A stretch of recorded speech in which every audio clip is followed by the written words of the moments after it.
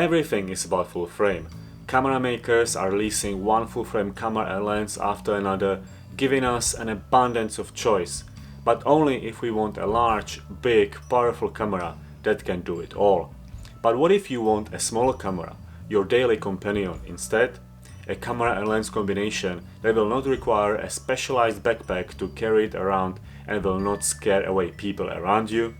In that case, you will most likely reach for an APS-C camera and lens combination, knowing that you are getting 9 out of 10 in the quality of image files in exchange for better ergonomics and less shallow depth of field.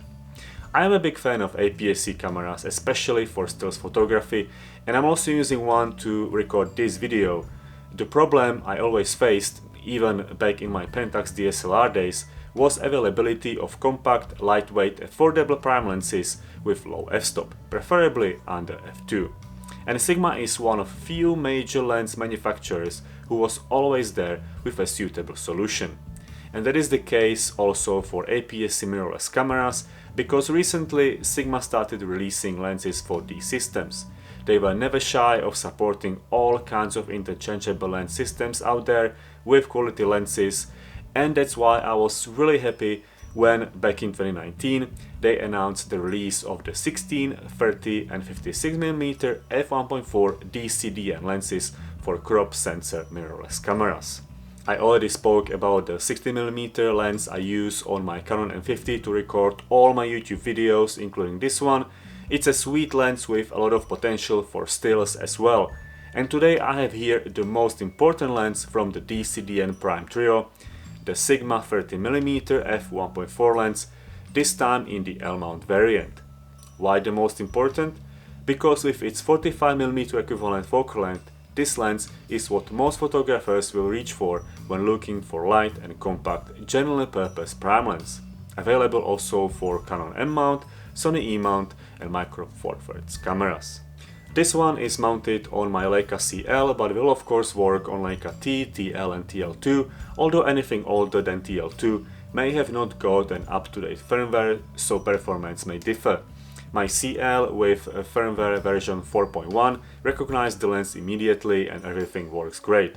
The same will also be for full-frame L-mount cameras, where the lens will work in crop mode. But if you are invested in, for example, Leica SL2, you are probably not looking at APS-C lenses from Sigma, so we can disregard this case for the purpose of this video. With the Leica CL, the Sigma 30mm f1.4 creates a very nice compact package. The lens is light and the whole setup is well balanced. It's almost like the Sigma lens was designed for the Leica CL, but at closer look you can see some obvious design differences. The most noticeable is the protrusion next to the metal lens mount. I can only guess this was necessary to adapt the lens to the L mount system, but other than looking weird, it does not affect the lens functionality or handling in any way. The lens is made from a combination of plastic and metal, which contributes to the low weight despite housing 9 lens elements. The focusing ring has a grooved rubber sleeve, which is easy to find by touch and turn to adjust focus while looking through the camera viewfinder. I use this quite often on other cameras as well. Half press of the shutter button to let the camera focus, and turn off the focusing ring activates focus peaking, which helps to nail focus on specific item in my composition in case the camera didn't choose it in the first place. Very handy, especially when working at the minimal aperture. One thing to note here is that the focusing ring on my Sigma lens is very easy to turn, which makes it more difficult to adjust focus in small increments. It for sure is something one can get used to, but more resistance would be nice. In autofocus mode, the lens is fast and nails focus pretty reliably, just the process of focusing is a little bit weird because the focus point goes first slightly beyond your subject, then in front of it, and only after this movement it lands the focus on the subject itself. This all happens really fast and doesn't really slow me down, but can be distracting. Probably something that can be sorted with a firmware update and is possibly not present on other APS-C cameras, so if you have this lens on whatever system, let me know if you had the same experience. Picture quality is right there. Sigma has set a bar pretty high with these new DCDN lenses, especially if you consider the price point.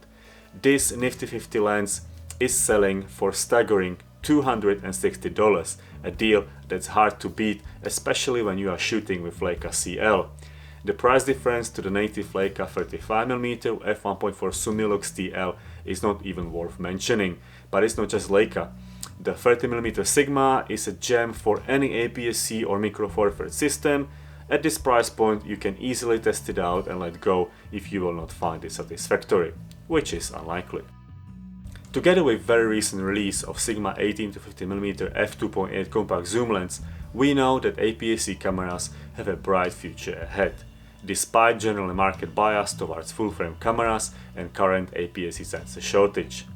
Something tells me that Sigma have a couple more aces up their sleeve, maybe even an APS-C camera with a new foveon sensor.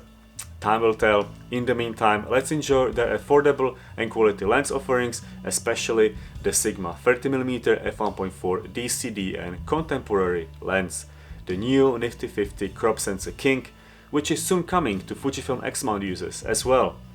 In the meantime, check out my review of the magical 35mm Fujifilm lens everyone should at least try and potentially fall in love with. And if you've enjoyed this video, give it a thumbs up and hit the subscribe button so I can see you with the next one.